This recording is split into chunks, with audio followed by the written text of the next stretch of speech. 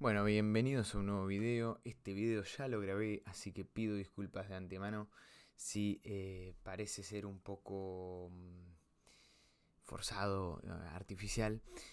Pero bueno, nos trae acá la dimensión. Y es el video final de una serie de videos, de una playlist que está armada, así que la tienen ahí, ficciones.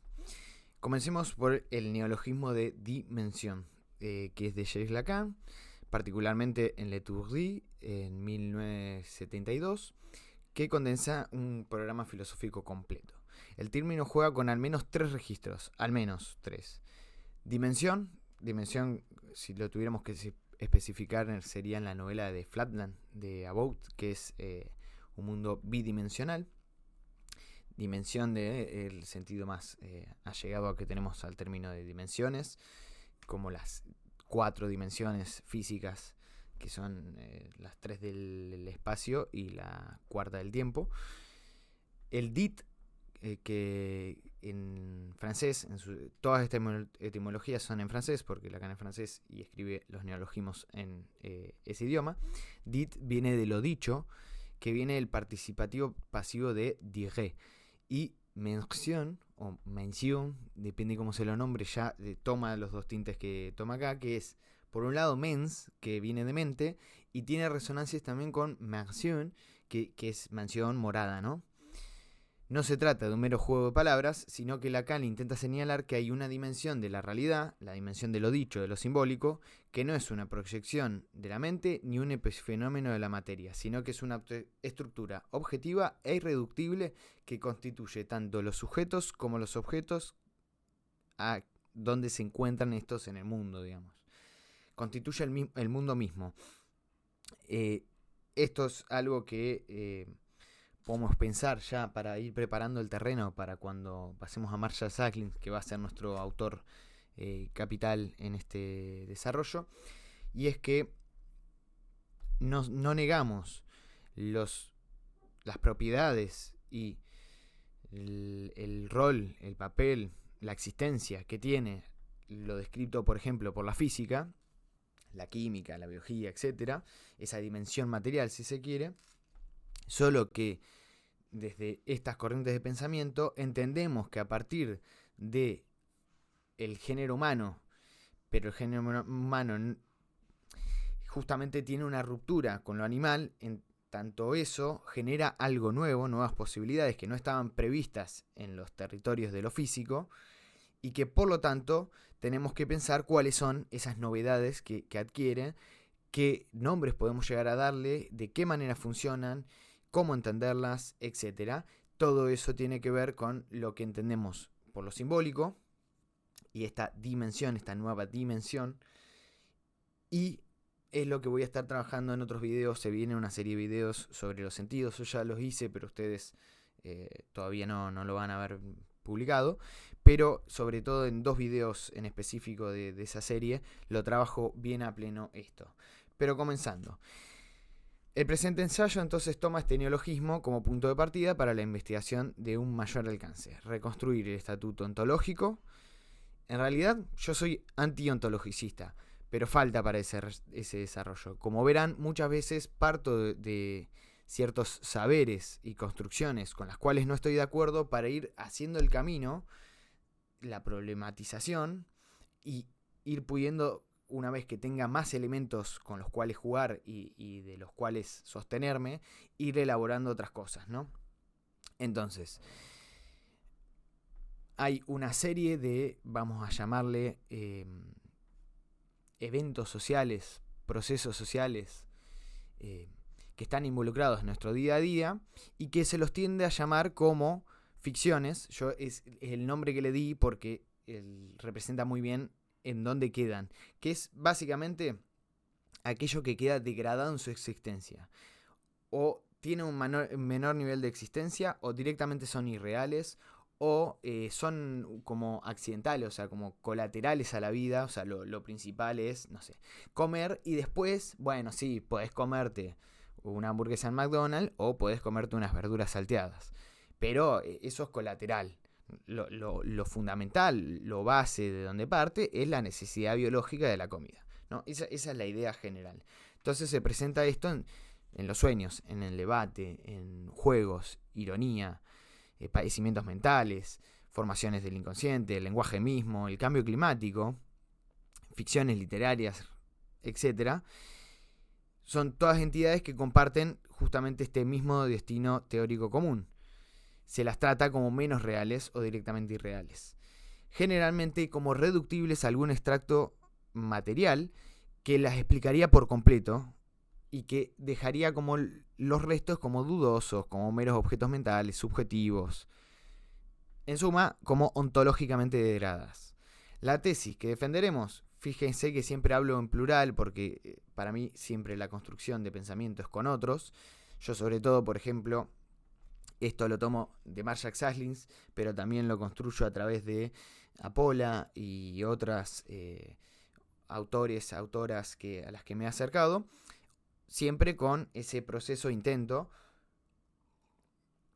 de irlos repensando e ir conformando un margen de cómo dentro de lo que yo conozco puedo ir recolectando esas cosas y ordenándolas quizás de otra manera. Por eso tampoco pretendo ser completamente fiel a los autores que leo, ¿no?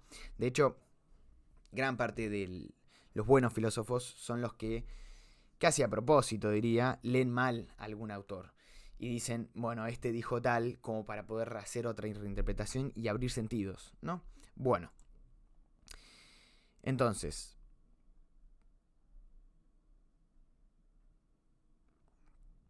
lo interesante de esto es que constituyen una parte tan fundamental de nuestra vida cotidiana como cualquier otro objeto que pueda tocarse.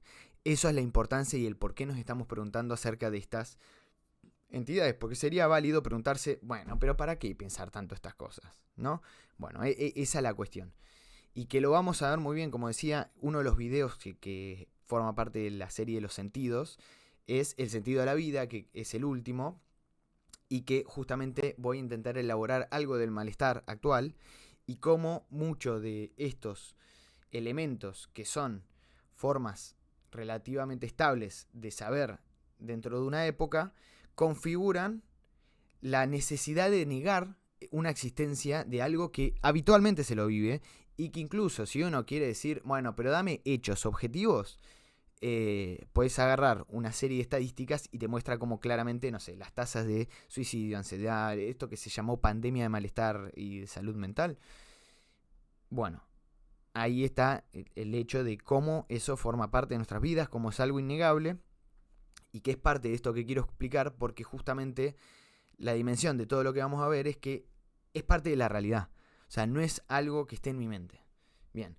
De lo que se trata entonces pues es de devolverle la realidad a aquello a lo que se le ha quitado. ¿Quién se la quitó? Podría decir uno, no. Justamente sería caer en el error. Se le ha quitado un paradigma vigente de pensar lo real.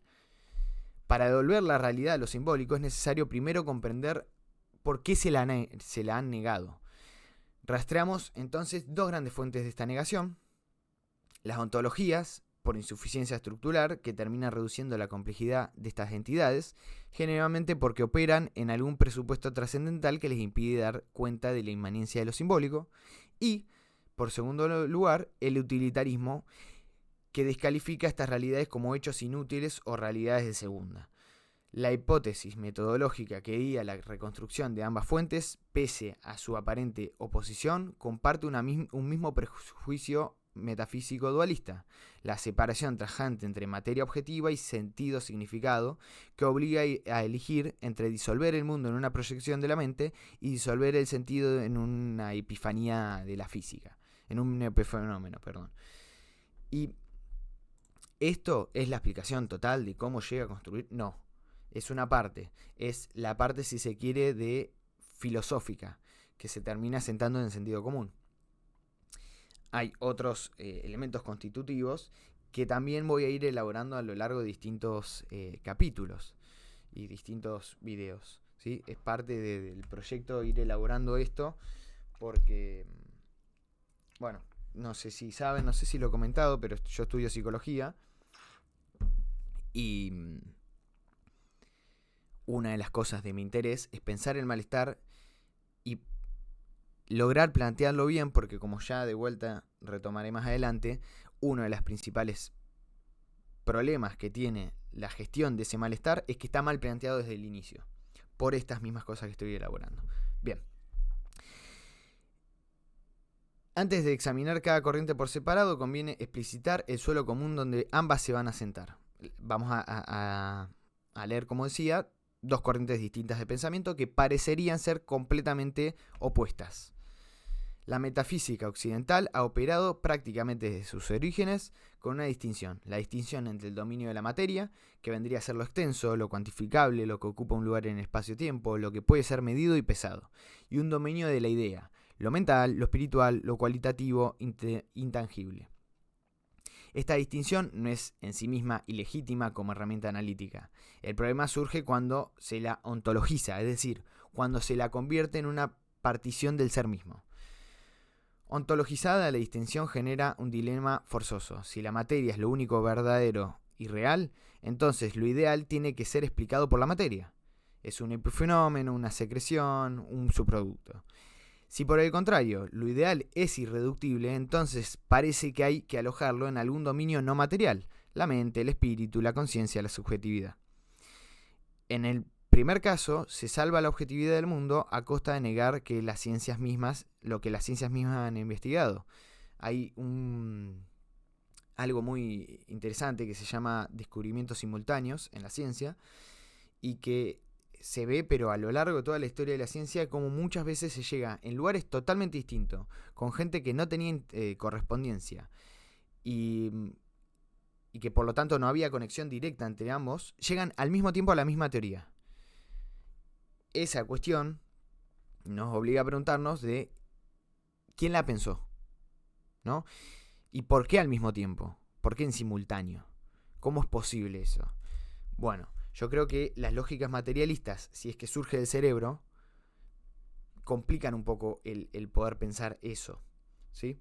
Surge del cerebro y la otra, la lógica, que en el segundo caso, ¿no?, que nombraba, que salva la autonomía del sentido a costa de recluirlo en una interioridad de un sujeto y suspenderlo en una abstracción inoperante, también falla porque lo ubica en la mente. Y la mente, fíjense que cosas que comparten, lo aíslan, piensan, y esto es uno de los efectos del individualismo, ¿no? Lo que ambas posiciones comparten es la premisa de que la materia y sentido son dominios ontológicos separados a priori, y es precisamente esta premisa la que impide ver que lo simbólico no pertenece a ninguno de estos dos dominios, porque es más bien aquello que lo articula. En realidad no es así, pero como siempre digo, tomemos como hipótesis inicial eso, y después vamos a desmantelarla. Bien. El primero que vamos a analizar es el proyecto de Ernest Cassirer, que es uno de los filósofos que más lejos llevó la autonomía de lo ideal sin recluirlo a la materia, en sus filosofías de las formas simbólicas, que son creo que 4 tomos en total, de 1923 a 1929, y representa un esfuerzo monumental por seguir ampliando este proyecto crítico kantiano. No se trata solo de preguntar por las condiciones de posibilidad del conocimiento científico, eso es la pregunta kantiana, y científico acá tiene que entendérselo como la pregunta por el conocer posible del humano, no como científico en sentido más habitual actual, es decir, toma un tinte más filosófico que científico como tal, sino que Cassirer va a decir, nos tenemos que preguntar por las condiciones de posibilidad de la cultura en su conjunto. Mito, lenguaje, arte, religión y ciencia. Cada una de estas esferas constituye una forma simbólica, una manera específica de configurar el mundo mediante articulaciones de signos. Cassirer define la forma simbólica como aquella energía del espíritu, cito textual, del espíritu a través de la cual un contenido significativo mental es adherido a un signo sensible y consagrado interiormente a ese signo.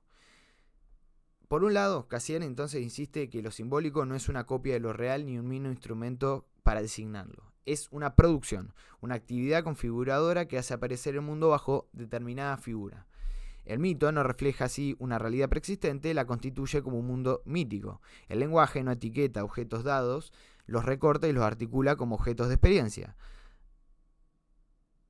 Por otro lado, sin embargo, la definición releva también un propio límite, que es que lo simbólico, así definido como una energía espiritual, como una actividad de una conciencia que permea cada impresión con una actividad libre de expresión, palabras textuales de Cassirer, termina teniendo como último anclaje de las formas simbólicas el espíritu, la subjetividad, la conciencia en su actividad espontánea. Cassirer salva la autonomía de lo simbólico, pero la acota a subjetivizarlo. Este es uno de los primeros problemas. Entonces, el problema de Cassirer no es que sea un idealista subjetivo, en el sentido beckerliano, que es Beckerli directamente decía todo lo que no es pensado no existe, algo así era la cuestión, pero básicamente es como el extremo del idealismo donde solo existe lo mental. No es eso. Su pensamiento es un poco más sofisticado, podríamos decir. Las formas simbólicas no son para él ocurrencias psicológicas privadas, son estructuras objetivas en el sentido de que configuran un mundo compartido.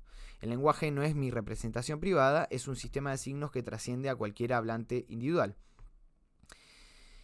Pero la pregunta que Cassirer no logra responder satisfactoriamente es ¿dónde está esa estructura? Si no está en la materia porque no es reductible a procesos físicos, y si no está en la mente individual porque los trasciende, ¿cuál es su modo de existencia? Cassirer respondería, está en el espíritu, pero el espíritu casseriano no es una noción que oscila, es una noción que oscila entre lo trascendental kantiano, o sea, una especie de mente a priori del humano, y el espíritu de la condición de posibilidad de la experiencia que queda de este lado kantiano. Pero también, por otro lado, sostiene más al estilo hegeliano una realidad sustantiva que se despliega en la historia. El resultado es una paradoja. Cassirer quiere defender la objetividad de las formas simbólicas, pero el único recurso que tiene para hacerlo es remitirlas a una subjetividad trascendental que, por definición, no es empírica, pero tampoco plenamente objetiva en el sentido de ser independiente de toda conciencia. Lo simbólico queda así suspendido en una abstracción. No es materia, pero tampoco es plenamente real. Es espíritu, una categoría que en el fondo sigue siendo deudora de cierto dualismo que pretendía superar. La ironía del proyecto casseriano es que, al querer salvar la autonomía de lo simbólico, frente al reduccionismo materialista, termina recluyendo en esa interioridad. Si las formas simbólicas son energía de espíritu, entonces la producción material, el trabajo, la economía, la ecología, queda por fuera de su alcance explicativo. Lo simbólico explica la cultura, pero no puede explicar cómo la cultura se articula con condiciones materiales de existencia. Se produce así una nueva escisión, simétrica a la del materialismo. El idealismo casseriano salva el sentido, pero a costa de desconectarlo de la materia. Vuelve a la brecha de cómo, entonces, si es del espíritu, es una energía del espíritu, vuelve a recluirlo en algo como aparte, sustancialmente aparte, y vuelve al problema de la conexión, que es el problema clásico del dualismo. O sea, si tenemos dos sustancias completamente distintas entre sí, ¿cómo se conectan? ¿Cómo se comunican? ¿Dónde está el puente? Hay otra falsa salida que es la materialista. Si el idealismo peca por exceso de espíritu, el materialismo cultural peca por defecto. Marvin Harris y Julian Stewart representan en la antropología del siglo XX la tentativa más sistemática para explicar la cultura a partir de sus condiciones materiales de existencia. Su premisa es tan simple como poderosa, si se quiere. La vida social humana es, ante todo, una respuesta a problemas prácticos de existencia terrenal. Comer, reproducirse, protegerse de inclemencias son necesidades fundamentales, y la cultura en su conjunto son soluciones que los grupos humanos han dado para desarrollar respuestas satisfactorias. Stewart, en su ecología cultural, pone el acento en una interacción entre el medio ambiente y la tecnología. Las sociedades no son iguales porque no enfrenten los mismos desafíos ecológicos, ni disponen de las mismas herramientas para resolverlos. La cultura, en lo esencial, es un mecanismo de adaptación al entorno. Harris, con su materialismo cultural, sistematiza esta intuición en infraestructura como la tecnología, la economía, la demografía, la ecología, que determina a su vez la estructura, que es la organización social, el parentesco, la política, que a su vez determina la superestructura, que es el arte, la religión, la ideología, la ciencia. La dirección causal de causa es inequívoca, de abajo a arriba, de lo material al símbolo, ¿no? Es como va emergiendo en capas. Pero fíjense que de vuelta se le supone como base lo material. Eso es, bueno, sí, es obvio que de ahí partimos, ¿no? Sería un error descalificar apresuradamente todo el proyecto, ¿no? El materialismo cultural tiene mucha fuerza explicativa. Permite dar cuenta de regularidades transculturales que de otro modo resultarían misteriosas. Por ejemplo, ¿por qué ciertas provisiones alimentarias aparecen en contextos ecológicos similares? ¿Por qué determinadas formas de organización política se correlacionan con determinados modos de subsistencia? Y así. Además, ellos lo presentan como una estrategia de investigación científica, no como una metafísica.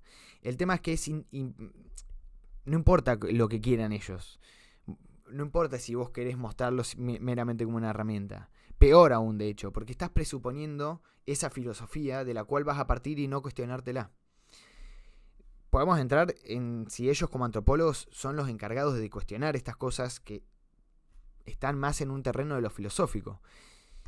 Y bueno, pero si no hay manera de evitarlo, yo creo que lo mejor es tomarlo y ver qué se hace con eso. Pero bueno, el problema surge que, por ejemplo, la prohibición hindú del consumo de la carne vacuna, ¿no? Tomemos ese ejemplo. Harris lo explicaría por razones ecológicas y económicas. El ecosistema indio, la vaca viva, es más valiosa que la vaca muerta, porque produce leche, combustible, estiércol, que es el combustible, ¿no? Fuerzas de tracción, crías. Entonces la prohibición religiosa no sería más que la codificación ideológica de una racionalidad práctica subyacente. Por esta aplicación, en apariencia impecable, presupone exactamente aquello que pretende derivar.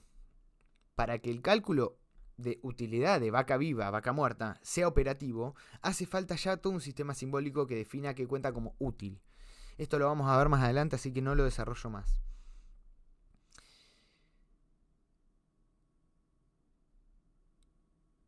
Bien. Especifiqué algunas cosas que sé que voy a trabajar más adelante, así que cuento, por mala suerte tuve que volver a hacer el video, pero por buena suerte puedo saltarme ciertas cosas acá.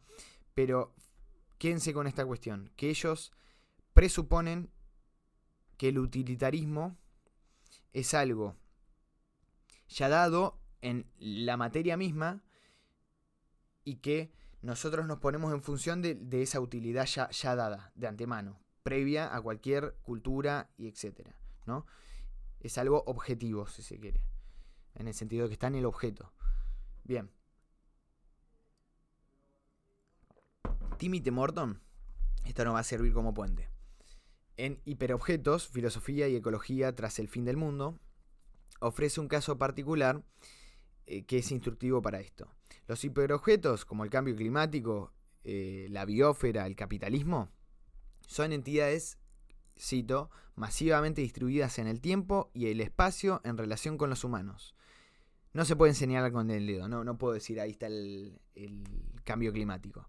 ¿Por qué? Porque yo puedo ver un terremoto, yo puedo ver una tormenta, yo puedo ver sequías extremas, cambios de clima en el sentido de temperaturas muy altas, temperaturas muy bajas, pero ninguna de esas son como tal el cambio climático.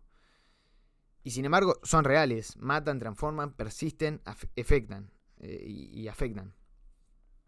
No se las puede localizar en un aquí y ahora, pero tienen sus efectos en nuestros días, ¿no?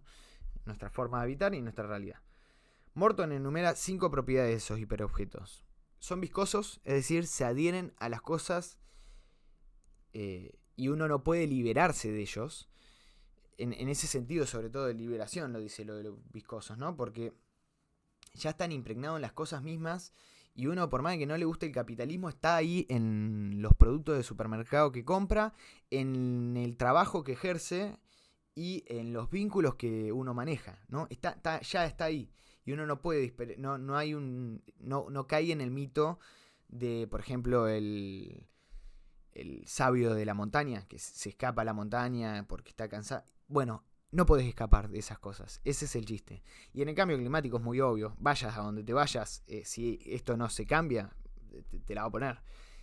Son fluidos también. Refutan la idea de que el espacio-tiempo es fijo y consistente, porque justamente son entidades tan masivas Pero, y esto de distribuidas en el espacio y en el tiempo, esto del tiempo, es que quiere decir que a la vez no se lo pueden pensar fuera de una gran temporalidad en la que se desarrollan y en la donde tienen sus efectos. Entonces van cambiando a través del tiempo. Nunca, no es que el capitalismo es igual ahora que hace 100 años, lo mismo con el cambio climático. Quizá en el cambio climático es más obvio, ¿no? Porque se ha ido acentuando los efectos, por ejemplo, el efecto invernadero, ¿no? Son no locales, su totalidad no se manifiesta en ninguna de las manifestaciones locales particulares, o sea, no está todo ahí en ese tornado que yo veo.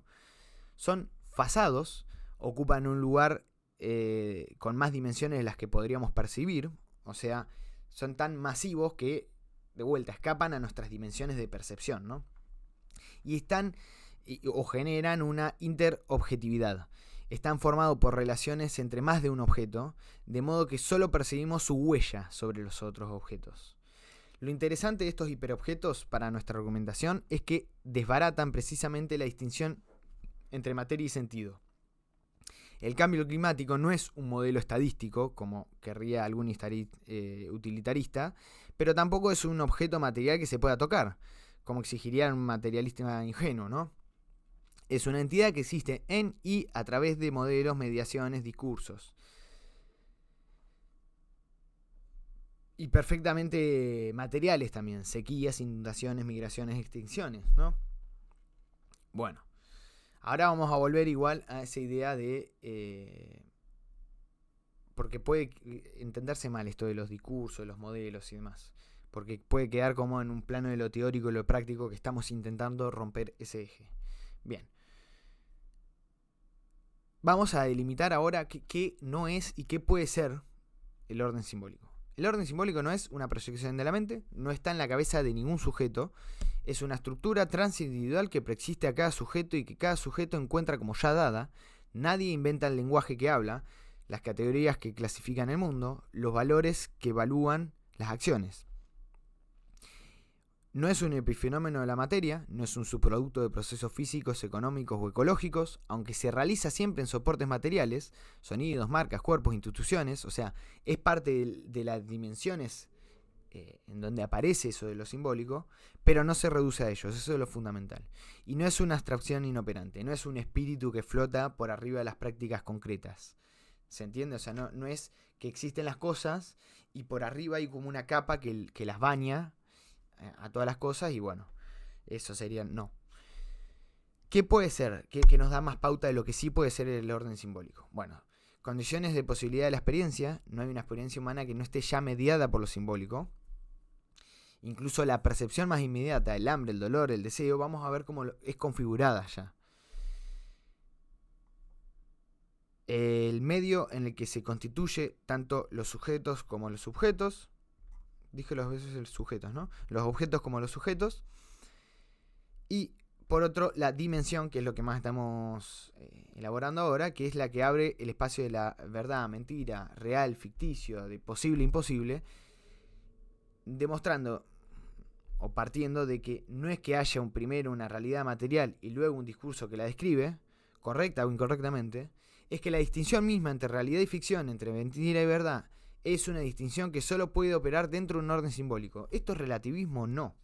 Porque también es muy fácil caer en, bueno, qué posmoderno, ¿no? No me quiero adelantar, lo voy a especificar bien. Al que le interese escuchar esta teoría, quédese para cuando trabajemos a pleno Sahlins, que ahí es muy preciso, es un autor muy preciso. Y nada, para no decir generalidades vacías, ¿no? Entonces ahora ustedes podrían estar pensando, si es que me siguieron, de qué manera, cómo lo hace, no se entiende nada, también podrían decir, y muchas otras críticas del estilo, las cuales ciertamente estarían acertadas. Pero el problema de introducir nuevos paradigmas es que van contra nuestra forma de común de pensar, no solamente contra una posición específica, no es solamente contra el idealismo, no es solamente contra el materialismo, es sobre las bases compartidas que veo en eso y por los cuales son realmente mover el planteo mismo de dónde está el problema, de qué es lo que se está discutiendo. Pero bueno, poco a poco lo voy especificando a lo largo de los videos. voy formulando mejor los problemas y para después dar mejores respuestas. Y esto es parte de ello, ¿sí? Bien. Entonces, vamos a analizar Marshall Sahlins. La pregunta que nos ocupa es ¿por qué siendo reales se les quita la realidad? ¿No? Es una pregunta válida. ¿Por qué si los sueños y todas estas cosas que nombraba como ficciones son reales, se les quita realidad? ¿Por qué se los piensa como menos reales? La respuesta que hago a partir de las lecturas de Apola y otros autores es porque funcionan bajo otro tipo de reglas, las del orden simbólico, el cual no puede todavía terminar de pensárselo, se lo ha pensado mal. Y eso lleva a directamente la imposibilidad de poder pensar bien cómo se efectúa, cómo existe, etc., sus propiedades, etc., ¿no? El error no está entonces en advertir que operan de otro modo, sino concluir que ese otro modo equivale a un modo menor. Ahora bien, existe un autor que lo ejecuta, como decía, Marshall Sahlins, en Cultura y Razón Práctica. Ese es el libro que vamos a analizar. Vamos a ir capítulo por capítulo. Yo lo que hice fue así. Son 5 capítulos en total. Resumí. Me volví loco porque es un libro ya de por sí muy condensado. Está muy bien trabajado el autor. Es muy preciso. Entonces, nada, vale la pena ir viendo cómo va reconstruyendo en cada capítulo y cómo hace el proceso. Pero inevitablemente yo tenía que resumir. Entonces lo que hice fue resumir los 4 primeros capítulos y abocarme al cuarto o al quinto, porque el quinto son las al final del cuarto, la última partecita del cuarto, y trabajar bien el 5, que son las conclusiones, ¿sí? Entonces, primer capítulo. Trabaja marxismo y 2 estructuralismos. Y el punto de partida es la pregunta aparentemente técnica, pero sin consecuencias, pero con consecuencias devastadoras, que es: ¿puede la concepción materialista de la historia, tal como Marx la formuló, trasladarse sin fricciones a la comprensión de sociedades tribales? Es decir, moverlas de la sociedad específica para la cual la pensó Marx. La pregunta surge de un debate concreto de la antropología de mediados del siglo XX, que es la controversia entre Peter Worsley y Meyer Fortes, acerca del parentesco y la organización tribal. Worsley lo que decía desde la posición marxista es que las estructuras de parentesco de las sociedades tribales debían explicarse por su base económica. Los sistemas de filiación, las reglas de residencia, los tabús matrimoniales serían, en última instancia, expresiones supraestructurales de las relaciones de producción. Esquema clásico de marxismo, ¿no? Fortes, desde el estructuralismo británico, respondía que el parentesco posee una legalidad propia, irreductible a esas condiciones materiales acá entendidas sobre todo como económicas, que es el economicismo del marxismo, que es un gran problema y que mismos marxistas han autocriticado, pero también toma bastantes dimensiones de lo político, si se quiere, ¿no? Y que pretende derivarlo de la economía, sencillamente, por no entender cómo funcionan esas sociedades, ¿no? Es la crítica que le hace Fortes. Ahora, si la teoría marxista tiene dificultades para explicar las sociedades tribales, es decir, la inmensa mayoría de sociedades que han existido, entonces algo en esa arquitectura conceptual no funciona. El argumento central del capítulo es que las necesidades biológicas o económicas del ser humano nunca se experimentan de forma directa. No hay un acceso inmediato al hambre, al frío o al deseo sexual que no esté ya constituido y mediado por el esquema cultural preexistente. Lo que llamamos necesidad no es un dato natural, es una categoría simbólica. Sahlins no niega la existencia de restricciones materiales. Eso lo vamos a ver más adelante. También examina la relación entre estructuralismo francés de Lévi-Strauss y el británico de Wycliffe Brown. Lo que está en juego es la distinción entre sociedades frías y calientes, o entre sociedades basadas en parentesco y sociedades basadas en la economía de mercado. Frías y calientes se hace alusión a que tan rápido cambian, sobre todo.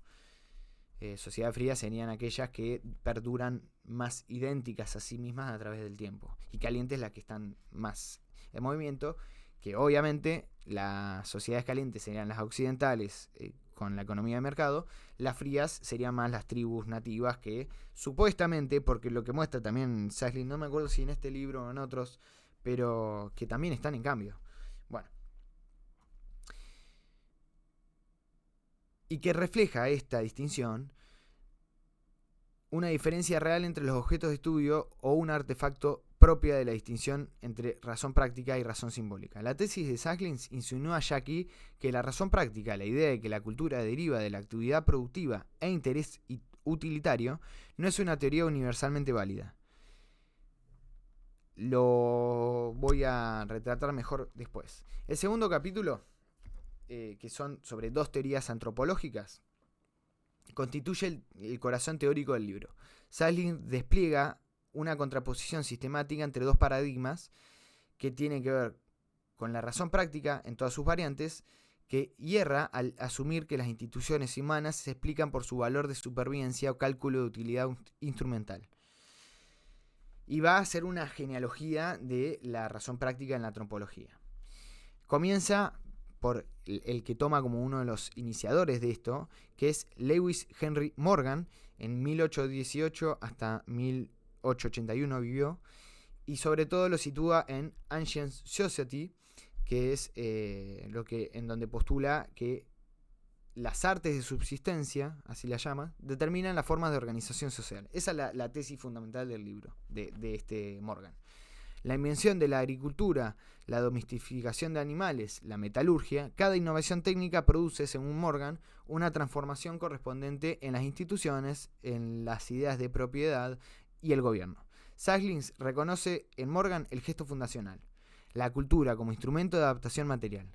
Esa idea que casa ahí en Morgan es la que va a rastrear en todos los otros autores que ahora vamos a ver. Entonces, el materialismo... Bronislaw Milanowski es el segundo del que va a arrastrar, que es el funcionalismo malinowskiano, que radicaliza esta lógica al considerar que la cultura como la realización instrumental de las necesidades biológicas, guiada por la superracionalidad. Para Milanowski, cada institución existe porque satisface una necesidad básica: nutrición, reproducción, seguridad. O derivada, organización social, conocimiento, arte. El lenguaje mismo no es más que un soporte técnico, la acción instrumental. Como señala Sacklin citando a Lynch, Milanowski concibe la cultura entera como un vasto aparato de satisfacciones de necesidades. El materialismo cultural de Marvin Harris. Harris lleva el programa materialista a su expresión más sistemática. La infraestructura, lo que vimos recién, ¿no? Estructura y supraestructura. Pero finalmente, cosas como el canibalismo azteca no es un ritual, es una respuesta a escasez de proteínas animales. Toda práctica cultural aparentemente irracional esconde para Harris una racionalidad ecológica o nutricional que el antropólogo debe desenmascarar. Bien, y la nueva ecología de Baida y Rapaport, en su versión más radical, esta corriente disuelve completamente la especificidad de la cultura. La cultura es conducta, dicen ellos. La conducta humana puede estudiarse exactamente igual que la de cualquier otra especie en términos de flujos de energía, presión selectiva, ventaja adaptativa. Como cita Sacklin, mirar la cultura humana como la conducta o parte de la conducta de una especie particular de primates. Esa es la idea de los autores. Sacklin va a tomar frente a estas tradiciones como tres puntos fundamentales. Toma una cualidad distintiva del ser humano, no el hecho de que deba vivir en un mundo material, circunstancias que comparte con cualquier organismo, sino que lo haga según un esquema significativo conseguido por él mismo. Establece una diferencia entonces ahí. Sostiene que la cultura a su vez no debe ajustarse meramente a restricciones materiales, sino que lo hace de acuerdo a un esquema simbólico definido que nunca es lo único posible. Y afirma que la cultura la constituye la utilidad y no a la inversa. O sea, la cultura es la que constituye ese esquema de lo que llamamos útil y no lo útil lo que constituye el esquema de lo que llamamos cultural. Lo invierte. Algunas preguntas. Si la organización social se explicaría por la eficacia adaptativa, ¿por qué sociedades que enfrentan condiciones ecológicas similares desarrollan sistemas de parentesco radicalmente distintos? si los tabús alimentarios respondieran solamente a la escasez de proteínas o de cualquier otro alimento, ¿no? En realidad macronutrientes. ¿Por qué se prohíbe justamente alimentos abundantes y nutritivos? Si la guerra tribal fuera un mecanismo de regulación demográfica, ¿por qué las sociedades con mayor presión poblacional no siempre son las más belicosas? China, ¿no? Pensemos. Bien. El cuarto capítulo trata sobre la sociedad occidental como cultura. Ahora se va a entender por qué hace este movimiento, este movimiento es muy perspicaz. Él ve cómo hay un movimiento en estos autores que veíamos antes de aplicar el análisis simbólico no a los primitivos, a quienes la antropología clásica reserva el privilegio dudoso de vivir en un mundo de símbolos, sino la propia sociedad burguesa occidental. O sea, se detiene a hacer antropología en nuestra sociedad. Esa que se concibe a sí misma como gobernada por una racionalidad instrumental más pura, ¿no? El capítulo se titula El pensamiento burgués, en un guiño al pensamiento salvaje de Levi Strauss. La sociedad occidental también es una cultura y sus supuestas leyes económicas objetivas no son sino la expresión de un orden simbólico particular. El análisis de Saglins sobre los hábitos alimentarios norteamericanos es una pieza maestra de la antropología. La pregunta es simple. ¿Por qué los estadounidenses comen carne vacuna en cantidades masivas, comen cerdo con cierta ambivalencia y rechazan visceralmente comer caballo y directamente impensable comer perro? La razón práctica no puede explicarlo, dice Saglins. Del punto de vista nutricional, la carne del caballo es perfectamente comestible, de hecho se consume en Francia, en Bélgica, en Japón y muchos otros lugares. Es magra, rica en proteínas y hierro. La carne de perro es nutritiva y se consume en partes de China, en Corea, en sudeste asiático. No hay ninguna razón biológica, ecológica o económica para el tabú. Si el consumo de carne respondiera a la eficacia reproductiva, el caballo sería más eficiente que una vaca en muchos contextos. Por lo tanto, demuestra cómo hay una distancia, hay un esquema de distancia social. Esto no quiere decir, Saglins nunca va a ser antropología universal, ¿sí? No quiere decir que este esquema de distancia social sea para todo el humano, sino específicamente él lo está trabajando ahora en Estados Unidos. Saglins es un pensador norteamericano. Bueno, dice que el perro vive dentro de la casa, comparte intimidad familiar, recibe un nombre propio, es objeto de afecto. Está demasiado cerca para comérselo y sería un canibalismo simbólico. El caballo ocupa una posición intermedia, no vive dentro de la casa, pero tampoco es puramente ganado. Es un compañero de trabajo, un animal noble, objeto de hobby, como el polo y esas cosas, ¿no? O mismo salir a andar en caballo. Que uno podría decir, bueno, pero qué poco común, ¿no? Bueno, pero hay, sobre todo en sectores de Estados Unidos, clases altas por lo general, que es muy habitual. Y por tanto su consumo genera cierta repulsión. Los amantes de los caballos protestan. Y esto no es un chiste solamente. Literalmente va reconstruyendo, porque este capítulo 4 es buenísimo, pero es denso como ninguno. Y va reconstruyendo toda una protesta de caballos, de cuando se intentó promover la comida de caballos y que se hicieron literalmente marchas para eso. Tuvieron eslóganes. No sé si llega a ver.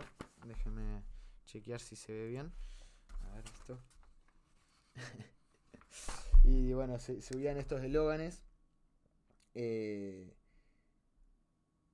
coman entrañas, decían, ¿no? Y era tipo como una burla. Y bueno, y va reconstruyendo como todo ese movimiento, ¿no? Bien, no me voy a detener mucho más en eso. Por otro lado, también reconstituye un verdadero mapa de los esquemas y categorías de relación y diferencias de la vestimenta norteamericana. Sí, porque lo que va a ir mostrando acá, en realidad, él lo empieza a elaborar y uno, viste, al principio no entiende nada, viste, qué está haciendo, aparte es recontra específico, se pone a hacer tablas como esta, y que miren lo que es esta tabla. Formas, curva, triste, 86,3. Entonces, claro, para triste hay distintos ángulos, curvas, puede tener un ritmo lento, mediano, rápido. Bueno, hay muchas cosas. especificidades, ¿no? Que trabaja Jacqueline, que justamente las voy a perder yo acá en el video, lamentablemente. Porque nada, ponerse a detallar eso sería medio un loco.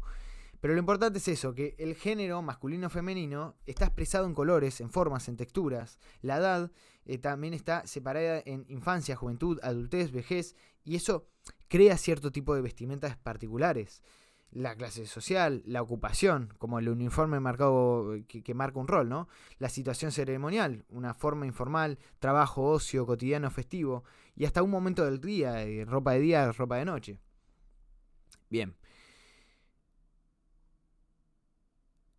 La producción de ropa no responde a la necesidad de abrigo, responde a una necesidad de significar. Y esa significatividad es tan real, tan material operativamente como la necesidad biológica. Que en un punto ya empezamos a ver cómo esa necesidad biológica se va a ir viendo trastornada. O sea, ya no va a ser una necesidad biológica como la vemos, según entendemos, en otros animales. Retoma acá una intuición de Marx, que es: no puede considerar, cito, no puede considerarse que este modo de producción sea simplemente la reproducción de la existencia física de los individuos. Más bien, es una forma definida de la actividad de esos individuos, una forma definida de expresar su vida, un modo de vida definido por parte de ellos, ¿no? Entonces, la producción nunca es producción en absoluto para un sujeto biológico abstracto. Es siempre producción de objetos para sujetos sociales determinados, en el curso de la reproducción de esos sujetos mediante objetos sociales, que es lo que vamos a ver ahora específicamente. Un punto evidente, señala Sacklins, y estoy parafraseando acá, tanto para la sociedad burguesa como para la llamada primitiva, es el que no resulta útil separar los aspectos materiales de los sociales, como si los primeros pudieran ser remitidos a la satisfacción de las necesidades mediante la explotación de la naturaleza y los segundos a problemas de relaciones entre los hombres. Esta separación, que Jacqueline llama fatídica, no es un instrumento analítico neutral, es la proyección de la autorrepresentación de la sociedad burguesa sobre todas las sociedades. Una vez consumada esta distinción entre naturaleza y cultura, entre material y social, entre producción y sentido, la antropología queda condenada a un, vuelvo a citar, sostenido esfuerzo por sintetizar una segmentación original, que nunca debió producirse. Bien. Y ahora nos vamos a meter piano a piano, poco a poco con el texto. Voy a ir leyendo y vamos a ir, prácticamente vamos a irlo leyendo juntos. Vamos a ir analizando cada argumento de Sacklins en esta última parte que les mencionaba. No voy a citar páginas porque sería entorpecedor. Les digo, ahora voy a citar dos párrafos muy anteriores a esto, que son: página 117, dice: un hecho natural abarcado por el orden cultural, si bien no declina sus propiedades físicas, ya no dicta sus consecuencias. El resultado cultural particular no es predicado directo de la causa natural. En sentido crítico, sucede lo contrario. Es decir, no declina sus propiedades físicas. Esto quiere decir que las propiedades que se estudian en la física, en la química, en la biología, entre otras ciencias, no es que sean falsas, no es que tenemos que postularnos desde un lado u otro, sino que no dictan sus consecuencias. Esto quiere decir que si esas leyes fundamentales de la física que estudiamos supuestamente determinarían a un tipo de efecto material, a partir del orden cultural que reordena, por así decirlo, esa naturaleza anterior, ya no podemos ver los mismos efectos. Corta esa cadena causal. Y por otro lado, en la página 120 dice: explicita cómo tampoco debemos, esto es parte mía ahora, digo cuando entro en la cita, ¿no? Explicita que tampoco debemos caer en el error de reducir los simbólicos a sus efectos sociales. Citando Douglas, dice que, si no, da por sentado, empiezo a citar, da por sentado que el pensamiento humano sirva a los intereses humanos y en consecuencia contienen en sí mismo, en cualquier momento dado, las configuraciones sociales de ese tiempo y lugar, y termina sentenciando: el efecto consiste en una visión unilateral del significado como la diacrítica social y el orden cultural total como proyecto utilitario. Vamos a meternos, como les dije, ahora sí, ya con estas dos citas introductorias. Vamos a trabajar a partir de la página 194 en adelante. Y nada, estoy a final del capítulo 4, por si quieren ir ubicando en el texto que está disponible en internet, PDF gratis. Por si quieren irlo ubicando. 194 en adelante, final del capítulo 4. Bien, dice: a todo esto, ¿cómo llega uno de las características objetivas del UCE? Por ejemplo, recto curvo, se está haciendo referencia a todo lo que estudió en la indumentaria, ¿no? Justamente sería la pregunta de a su significado cultural, masculino y femenino. O sea, ¿cómo llegamos de que el rosado sea mujer y que el azul sea para varón, ¿no? Se pregunta por eso. Al respecto, es preciso precaverse contra la simple tan naturalista. El significado no es un ícono evidente por sí mismo, inmanente al signo. El proceso mental consiste en algo más que una asociación de parecidos presentes en los sentidos. Por lo que concierne a la producción, es innecesario llegar al. Fíjense, esta precisión es tremenda. Porque ya lo que está marcando ahí es que la pregunta de cómo se llega a está mal. ¿Por qué? Es innecesario plantearse el llegar al sexo, género, cultural desde la forma geométrica, como al significado desde el significante. Porque desde el principio podría decirse, cada uno de ellos es alternativamente el significado del otro. En la sociedad, tal como se encuentra constituida, redondeado y blando son la definición de mujer, tanto como femenino es la definición de la línea. Género sexual y línea, cada uno es el significado del otro y cada uno atiende al otro como signo físico cuyo significado se determina. Desde ese punto de vista, la diferencia entre hombre y mujer es también objetiva. Es una distinción de tipo perceptual concreto. Es decir, que definitivamente cuando uno ve una mujer en la calle, que es esa fisiología que describe la biología, uno ve una mujer. ¿Sí? Eso no es falso, ya está en lo perceptual concreto, ya está ahí en los objetos mismos. Ahora, es una distinción de tipo perceptual concreto en la relación con la cual las ideas de los objetos como recto, curvo, duro, blando, rígido y flexible desempeñan el papel del concepto. ¿Se entendió ese matiz final? O sea, ¿desempeñan el papel de los órganos? No, del concepto.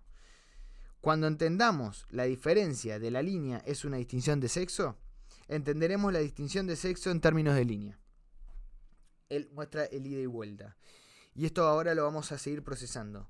Pero lo importante que está sentando acá Sacklins es que no es innecesario llegar al, como si se tuviera que hacer una construcción de lo material a lo simbólico, porque ya son alternativamente. Cada uno se significa mutuamente. Y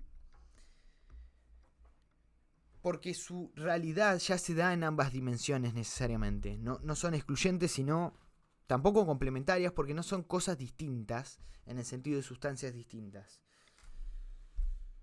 Nuestro mundo social es presentado como un enorme mundo de objetos y viceversa. Resultaría fácil proseguir indefinidamente, pero acorté, dice, estas consideraciones para llegar al punto decisivo. Se trata de que el mundo social es comúnmente imaginado mediante lo que se califica de objeto, que precisamente por ser figurado, aquí funciona como la idea. Es que es muy preciso. Por ser figurado, aquí funciona como la idea. En consecuencia, cuando se trata de fabricar un producto, un conjunto de ropas de objetividad, y donde la proporción recto-curvo, masculino-femenino, no hay que privilegiar la atribución de sexo-género a la forma más que a la forma del sexo-género. ¿Se entiende? O sea, está atacando acá en este párrafo, lo que está atacando es que ambas atribuciones serían igualmente artificiales, por así decirlo. ¿En qué sentido? En que tampoco es lo que muchos antropólogos culturales, filósofos idealistas, sociólogos relativistas y palos de este mundo, de estas corrientes, suelen tomar como que, bueno, hay unos determinados tipos de cortes, de dimensiones, de colores en la ropa, y trasládenlo a cualquier otro ejemplo de la vida social cotidiana, ¿no? Que cierta postura, por ejemplo, ciertas formas de decir, cierta elevación de la voz, ciertas pausas, entre otras figuras de ese tipo, lo que tiende a generarse desde antropologías culturales y otras de la que se toma cierta parte Suckling, pero se aleja también, y se aleja porque justamente lo que hacen es privilegiar el carácter, si se quiere, cultural de eso, pensando de vuelta que están separados. Ese es el error que está criticando Suckling. Suckling lo que dice es, no, esa línea también es igualmente cultural y física como ese género es igualmente cultural y físico, ¿sí?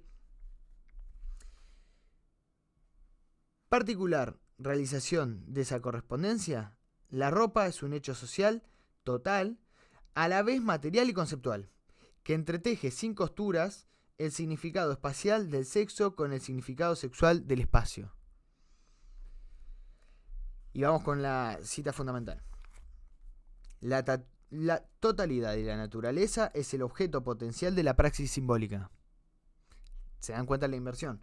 La totalidad de la naturaleza es el objeto potencial de la praxis simbólica, cuya sagacidad, bastante parecida a la razón en Hegel, que ya lo vimos creo que en otro video, consiste en esto: pone al servicio de sus propias intenciones aquellas relaciones existentes entre las cosas por efecto de sus mismas propiedades. ¿Se entiende cómo se altera esta? Voy a dar un ejemplo concreto para poder pensar esto. TCA, trastorno de la conducta alimenticia.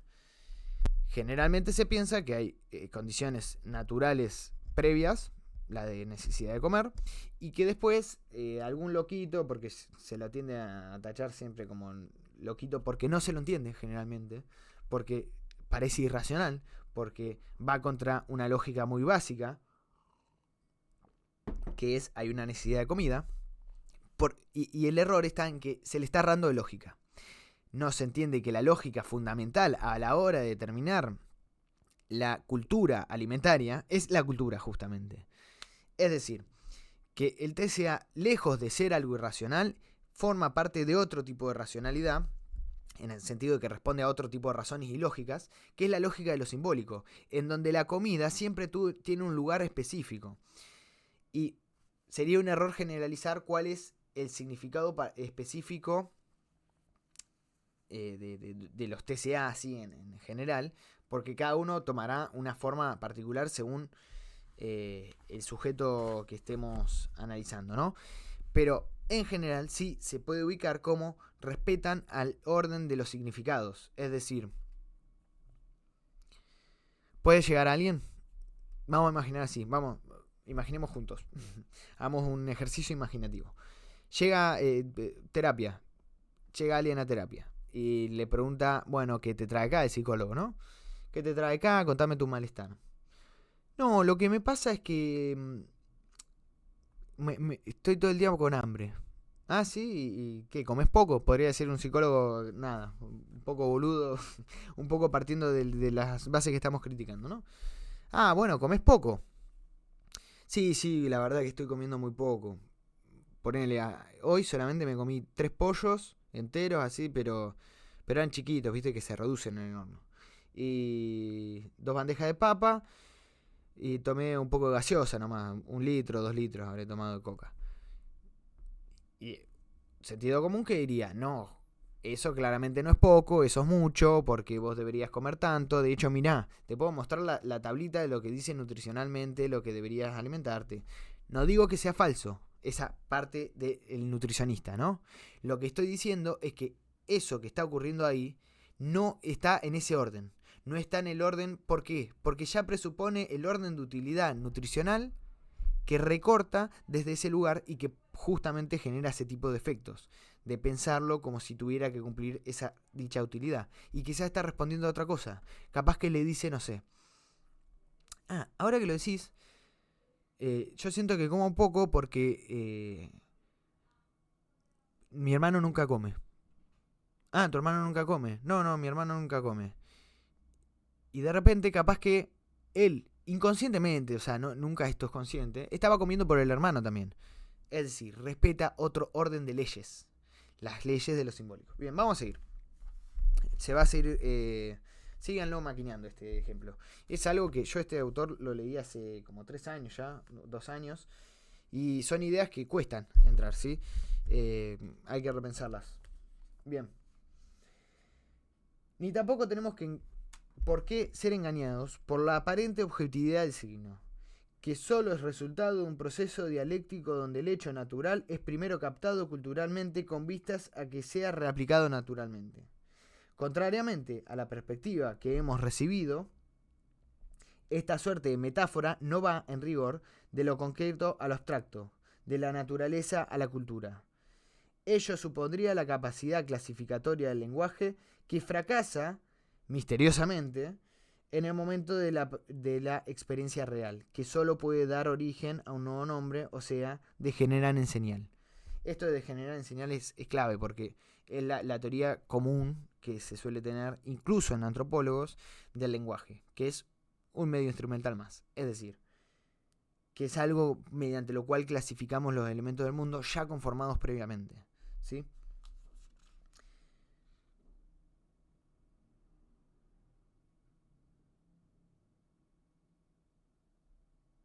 Voy a saltearme esta partecita. Bien. Y dice... ¿para qué dice en primer lugar? En primer lugar, o en primer término, la elección de una operación material dada, por ejemplo, lo recto curvo, lo masculino femenino, debe ser acertada. Y en segundo lugar, entonces la condición de similitud perceptible en sí misma, relativa y indeterminada, ahora vamos con eso de relativa e indeterminada, se limita a cumplir la condición de no ser contradictoria. Señala el encuadre dentro del sistema simbólico de estructuras naturales específicas, de la percepción misma. Y esta frase es fundamental. Se trata de una actividad de apropiación y explotación del empleo de contrastes sensibles y relaciones como código semiótico. Es decir, lo cultural, sus recortes y cómo se condicionan estas cosas, sí tiene que respetar, por así decirlo, las leyes de la física. Es decir, ¿cómo explicarlo? Yo, es que no sé cómo dar un ejemplo sin caer sin que se vaya para el error. Así que voy a retomar lo que nombré antes, que es el tema de similitud perceptible en sí misma relativa e indeterminada. Es decir, que se apoya sobre lo material, pero no está determinado de una sola forma. Este vaso, por más de que sí tiene ciertas propiedades, es de cristal y por lo tanto es transparente y pesa cierto determinado peso, que yo lo pongo arriba en una balanza y pesa de determinada manera, está indeterminado en que no tiene que por ello tener consecuencias directas y unívocas, sino que puede significar muchas cosas en distintos contextos. En un contexto puede ser un ejemplo filosófico, como lo está haciendo ahora.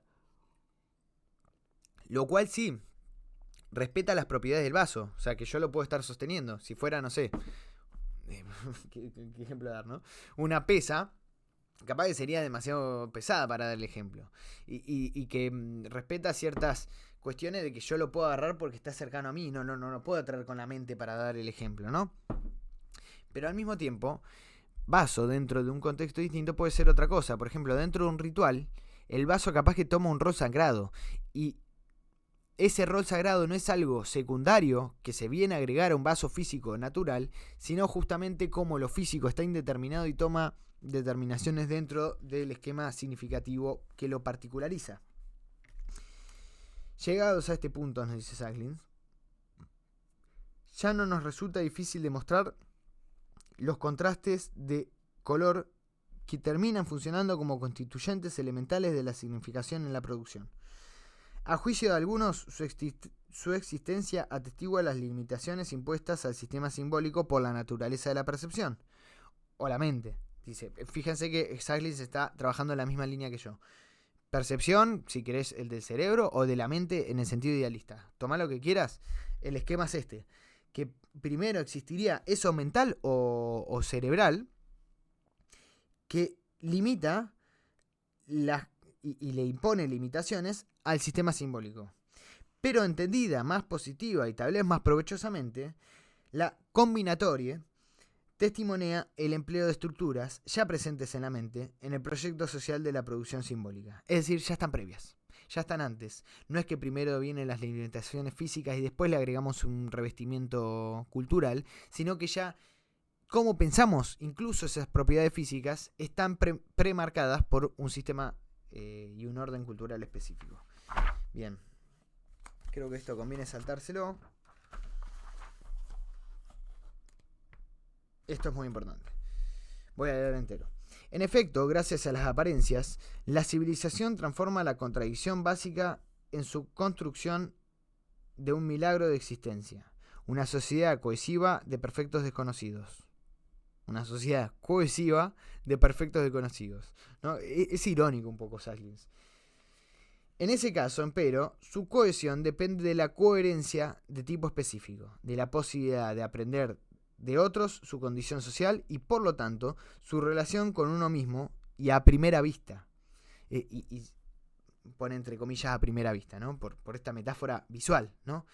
Y fíjense cómo ahí a primera vista no se reduce justamente a que estemos hablando solamente de propiedades de cómo las retinas son impactadas en los rayos de luz, a través de eso se genera... No, justamente tiene otra dimensión, ¿no? Toma otro sentido.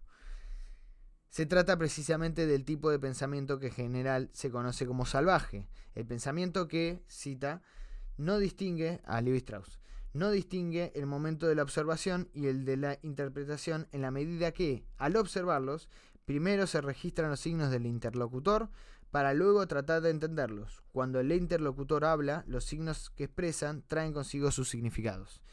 ¿Qué está criticando acá de Levi Strauss? Que Levi Strauss lo voy a decir en términos de Apola, lo imaginariza. Es decir, lo lleva a un plano de tú a tú y el código del lenguaje sería justamente el significado que tienen mis palabras. Lo que está diciendo Sahlins es que esa coherencia es algo que se presupone porque está en el orden simbólico. Es decir, que ya antes yo de tener que hablar con ese sujeto que viene, ya está lo simbólico funcionando. Por eso lo fundamental de esto es la dimensión, y quiero remarcarlo, que es algo que ya está ahí en la realidad misma, y que nosotros damos por presupuesto, pero que desconocemos. Y ahí voy a una parte de la cita que dice: el código funciona en un nivel inconsciente, la concepción está incorporada a la percepción misma.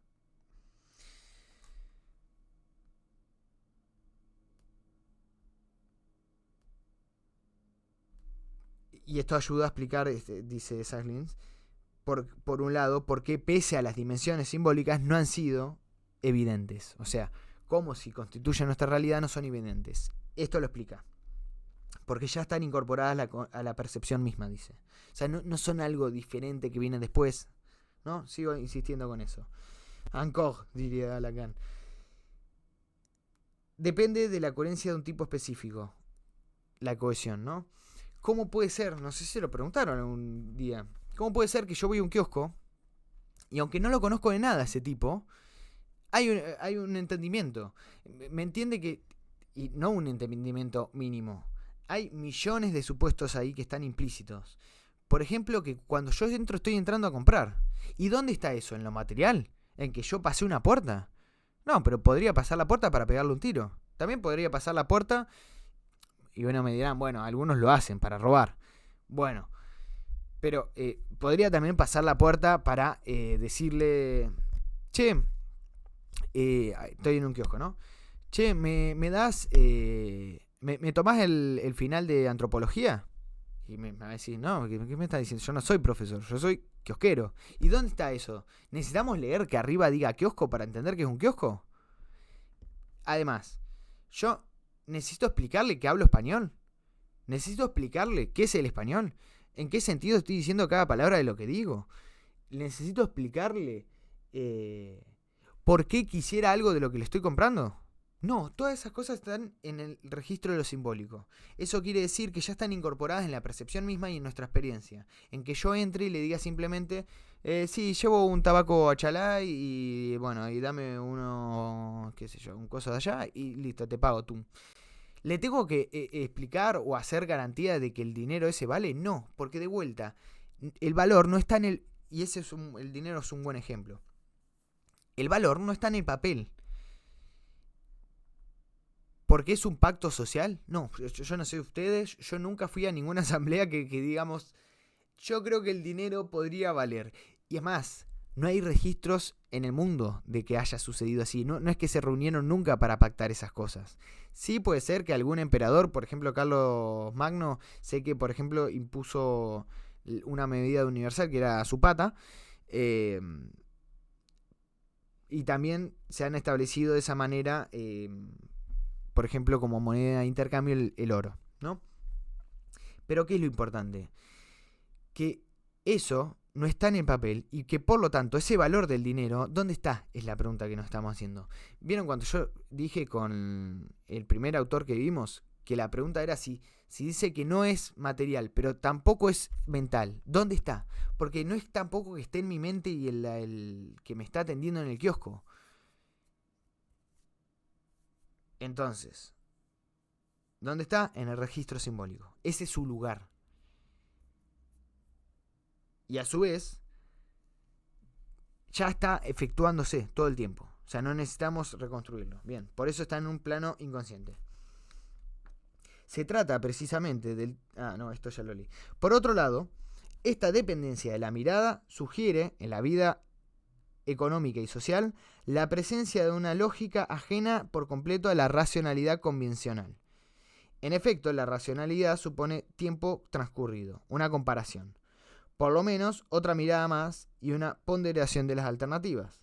La relación entre ambas lógicas es que la primera, la simbólica, define y clasifica las alternativas mediante la elección, entre las cuales la racionalidad, olvidando su propia base cultural, se complace en considerarse a sí misma como constituyente. Es decir, que cuando yo entro ahí al kiosco, la racionalidad en sentido utilitario parece preponderar y ser la más evidente, cuando en realidad se olvida que ya es ese tipo de utilidad. Y continuando el ejemplo que hoy di, tabaco, ¿no? Cigarrillo. ¿Utilidad que para matarme? Es raro, ¿no? Bueno, no es raro. Simplemente no estamos entendiendo que su dimensión es simbólica. Quizás lo que Sacklin justamente se llama razón cultural es que respeta que el valor por el cual se mueve el querer tabaco, quizás, no sé, puede ser soledad, puede ser un compañero, puede ser que el chico ese que entró al kiosco tiene ganas de matarse, entonces pide pucho y una forma de matarse lentamente. Puede ser también que es una manera de compartir con sus amigos. Puede ser un montón de razones. Por eso está indeterminada también. O sea, esa materialidad, sí, el tabaco tiene ciertas propiedades y te va a dar cáncer. Pero eso está indeterminado en sentido de que no se reduce justamente la existencia de ese objeto en el mundo social a sus propiedades físicas. Sigamos. Si reitero mucho es porque hay que ser muy preciso con estas cosas para que no se vayan para otros lugares. Bien.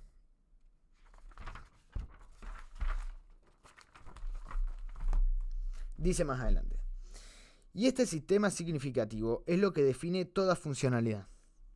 Es decir, la define de acuerdo con la estructura particular y las finalidades del orden cultural. De ello resulta que ninguna explicación funcional es jamás suficiente por sí misma. En efecto, el valor funcional siempre es relativo respecto al esquema cultural dado. Esto es tremendo. Uno podría decir, por ejemplo, eficientizar el tiempo, ¿no? Y podría decir, no, bueno, es objetivamente una funcionalidad y una eficacia si yo en vez de hacer mi laburo en 8 horas lo hago en 5. Pero lo que está presuponiendo ese razonamiento, que sería más útil hacer el trabajo más rápido, es el sistema y el orden cultural dado. El capitalismo, que necesita reproducción y que necesita tiempos más veloces para la eficacia, el aumento de la producción y la concentración del capital, etcétera, etcétera, etcétera, ¿no?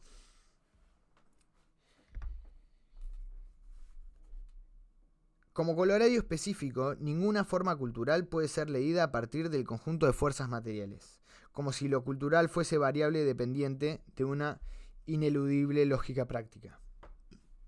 Fíjense que Marshall Sahlins mismo insiste porque se vuelve a caer siempre en el mismo lugar. Y una vez que se entiende estos órdenes, es tremendo porque uno se da cuenta de lo difícil que para uno mismo es no volver a caer en estos lugares comunes. Es tremendo. El problema del materialismo histórico, problema compartido con todas las teorías naturalistas de la cultura, o sea, no lo ubica solamente en el marxismo, residen en que aceptan el interés práctico como una condición intrínseca que se explica por sí misma, inherente a la producción y por lo tanto inderivable hacia la cultura, es decir, es universal. Pero en el problema de la praxis, la lógica simbólica está subordinada a la instrumental, dentro de la producción y por consiguiente en todo ámbito social.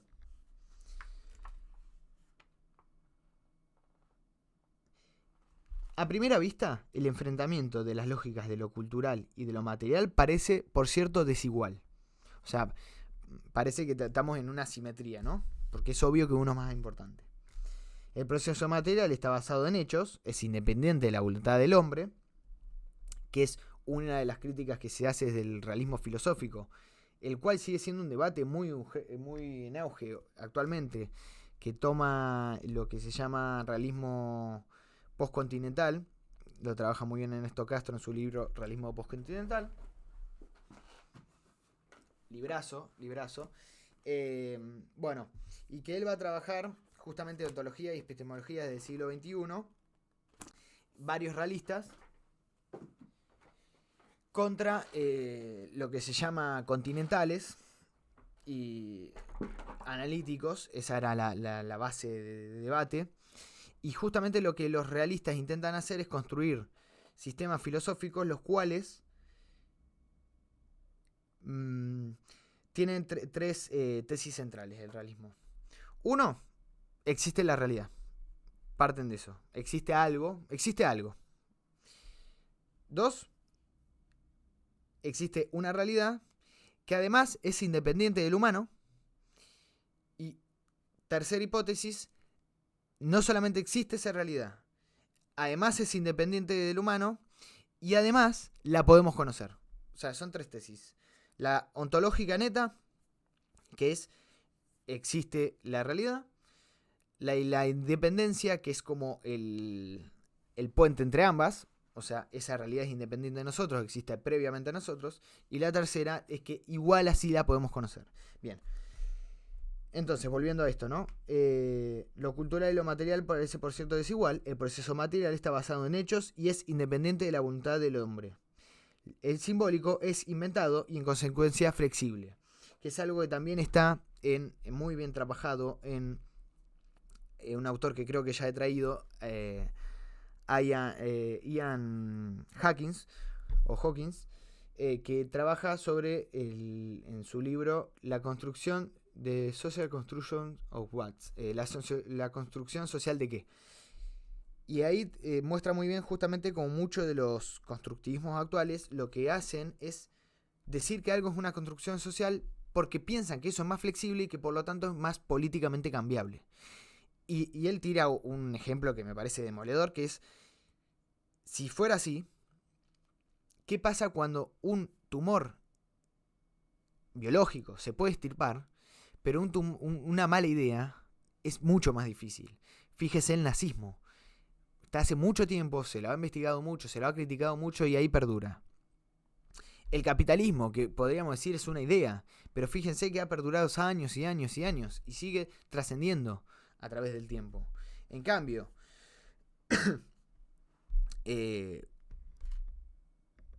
un tumor es operable, ¿no?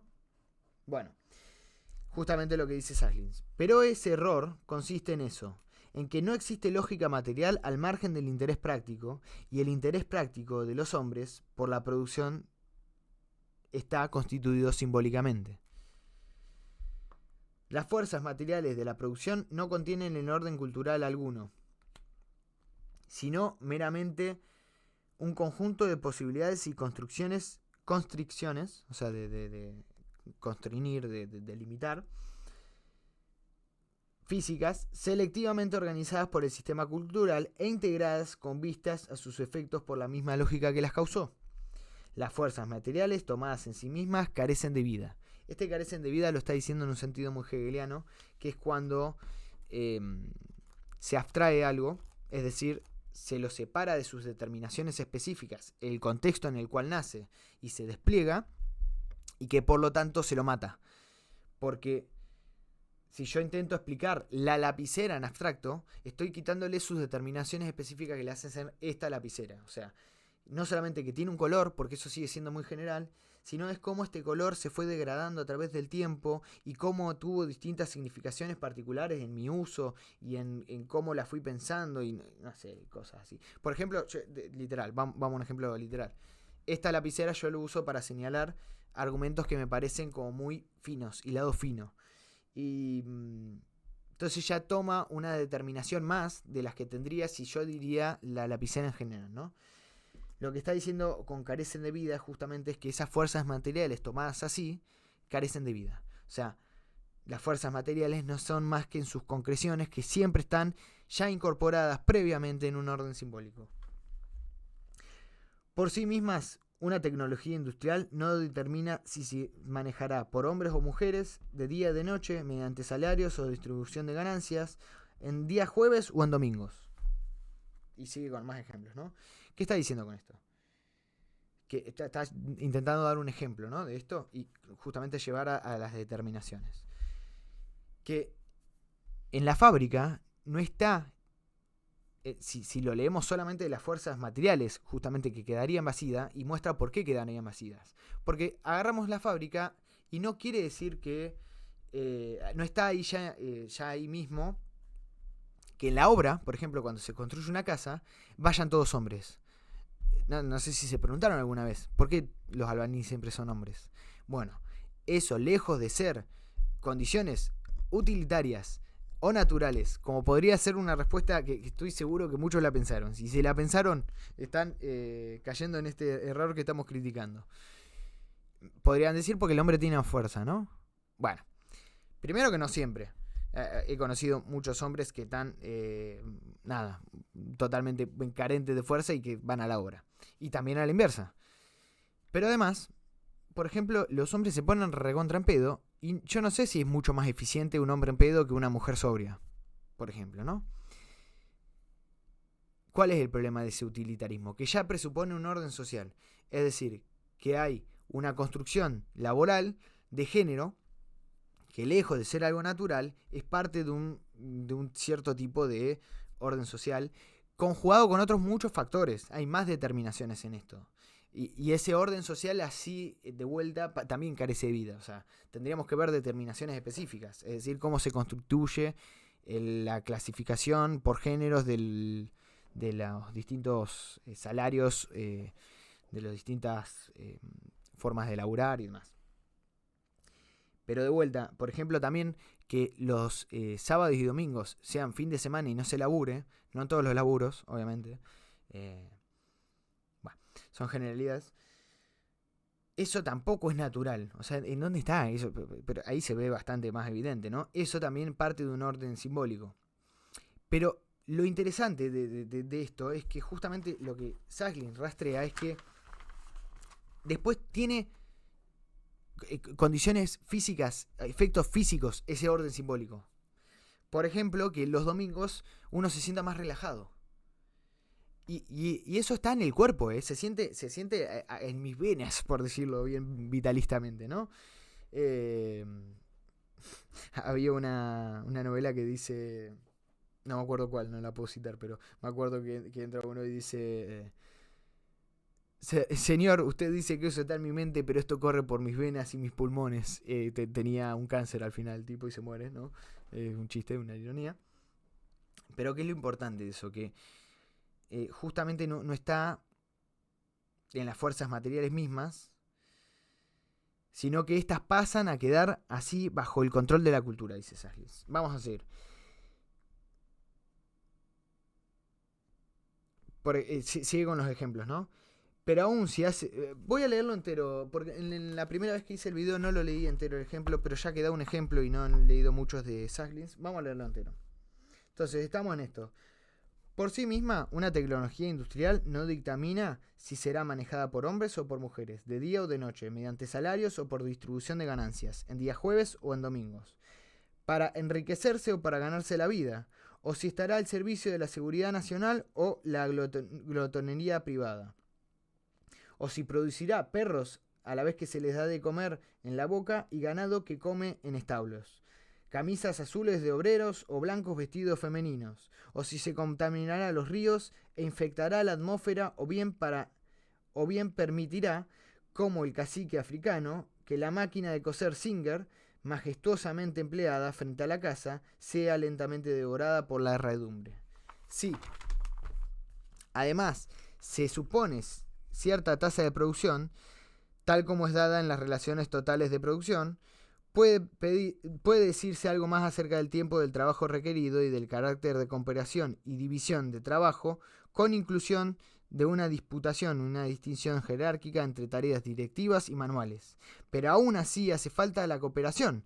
Nada indica que excluiría a las mujeres. Si hace falta un tiempo para el trabajo, nada indicaría que abarcaría los días hábiles en vez de los fines de semana. Si se tiene que haber administrador y obrero, nada estipula que el primero poseerá las cualidades de un empresario o de un agente y el segundo las de un trabajador asalariado. Si se agregan las propiedades privadas y de producción por el valor de intercambio, la jerarquía se distribuye ahora entre burguesía y proletariado. Agréguense las distinciones culturales de sexo, etnicidad y raza, y el burgués dirigente será probablemente un varón WASP, que es White Anglo-Saxon Protestant. O sea, blanco, anglosajón y protestante, ¿no? Norteamericano, y el trabajador también de sexo masculino será de origen negro o polaco, y así sucesivamente. O sea, ¿qué acaba de hacer Sacklins? Es excelente, pero es excelente el ejemplo que da. Va reconstruyendo que lo que presuponemos que la tecnología es objetivamente utilitaria, sirve para un fin específico, o sea, una máquina de coser es para hacer ropa, ya está ahí en la máquina, porque es una máquina para coser, y que presuponemos que eso es, lejos de ser del orden cultural, es de lo físico, de las materialidades y de lo que eso está habilitado a ser. No es así, porque todo lo que está y que se suele evadir porque se simplifica cuando se lo piensa en abstracto, se lo piensa con una sola de sus determinaciones, hacer ropa, pero esa es una, tiene muchas más. ¿Cuáles? ¿Por qué una persona va a laburar con esa máquina? ¿Por qué a ese horario? ¿Por qué en ese día? ¿Por qué se relaciona de la manera que se relaciona con otros trabajadores? Y va reconstruyendo justamente todo lo que naturalizamos, que es del orden simbólico, de nuestro orden cultural específico, que es capitalista, ¿sí? De vuelta, termina con esto, las fuerzas materiales pasan a quedar así bajo el control de la cultura. ¿Se entiende? O sea, es lo cultural lo que termina reorganizando qué se entiende, qué se usa y cómo se determina ese aparato material. ¿Desdeñamos el juego de fuerzas puramente naturales, las necesidades biológicas y la acción de la selección natural? La ecología, según lo hicimos notar, y todos parecen concordar en esto, es traída al juego cultural como un conjunto de condiciones límite, una escala de tolerancia de la explotación del ambiente o una satisfacción de las necesidades biológicas, más allá de la cual el sistema, tal como se encuentra constituido, no puede funcionar. Es excluido por selección, dicen. La selección no es un simple proceso natural, se origina en una estructura cultural que, con sus propios atributos y finalidades, define el contexto ambiental específico para sí mismo, es decir, decide la forma e intensidad afectivas de las fuerzas selectivas. Lo que está diciendo ahí es, no negamos toda esta cuestión de las teorías, por ejemplo, de la selección natural, solo que empieza a haber otro tipo de selección dentro del orden simbólico, que genera una ruptura con los órdenes anteriores y que ya no nos movemos en ese plano de la pura necesidad biológica, y que justamente la satisfacción de esas necesidades biológicas pasa a tener y estar constituido dentro del orden simbólico y no al revés.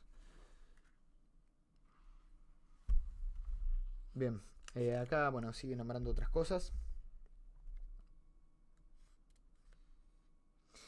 En lo que refiere a las propiedades definidas del orden simbólico, las leyes naturales son indeterminadas. Y dice, Ello se debe a que la naturaleza es a la cultura lo constituido a lo constituyente. La naturaleza, lo constituido, es a lo constituyente, la cultura. Invierte los roles.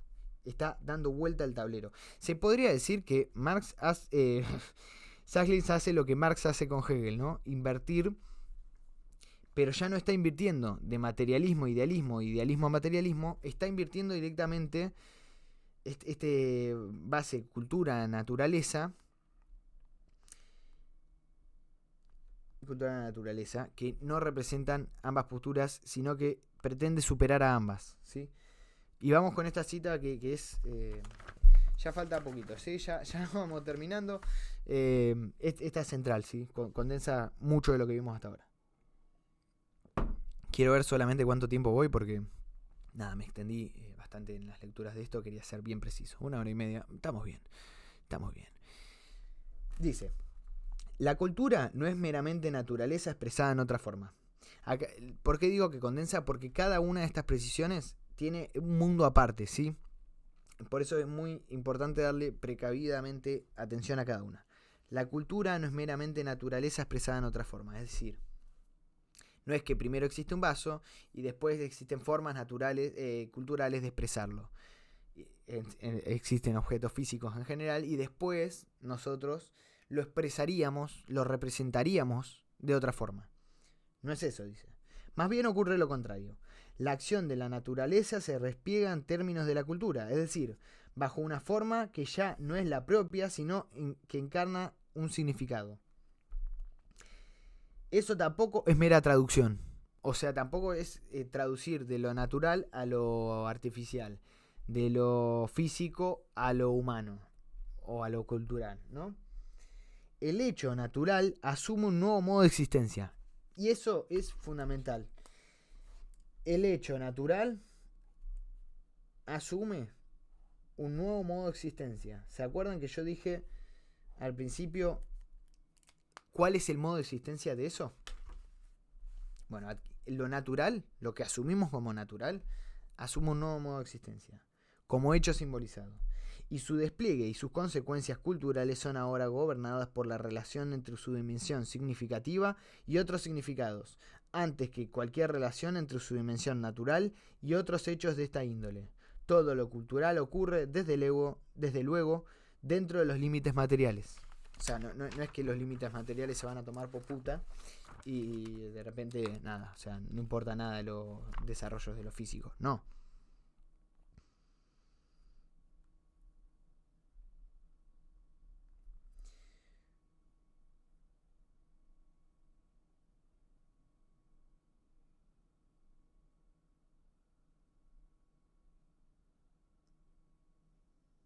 La cuestión no tiene que ver tanto con el dominio funcional como con lo estructural y con las diferentes estructuras de integración simbólica. O sea, lo importante es las diferentes figuras de integración simbólica, ¿sí? Quédense con eso.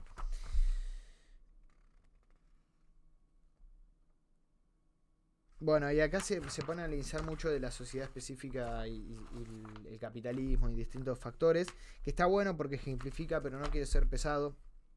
Sí, al que le interese puede buscarlo, la verdad que es un textazo.